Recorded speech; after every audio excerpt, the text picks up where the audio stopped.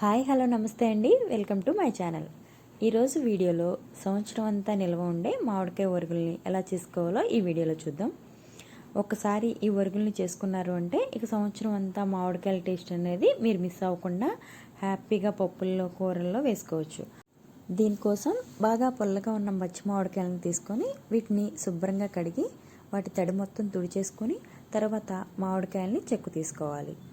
ఇలా చెక్కు తీసుకున్న మామిడికాయల్ని సన్నగా కట్ చేసుకోవాలి.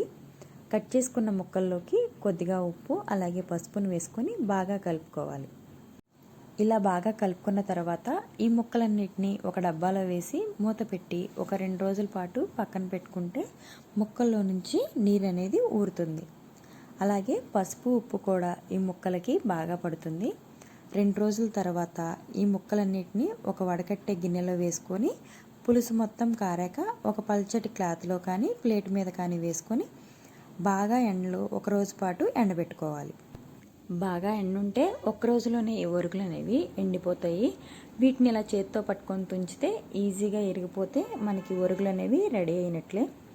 వీటిని ఒక తడి లేని ఒక ప్లాస్టిక్ డబ్బాలో స్టోర్ చేసుకుంటే 1 ఇయర్ పాటు ఈ ఒరుగులు అనేవి నిల్వ ఉంటాయి. ఇదే ఒరుగులతో మనం మాగాయ పచ్చడి పెట్టుకుంటాము. అదేలాగో నెక్స్ట్ వీడియోలో చూపిస్తాను. అప్పటి వరకు నా ఛానల్ని సబ్స్క్రైబ్ చేసుకొని ఫాలో చేసి అలాగే లైక్ చేయండి.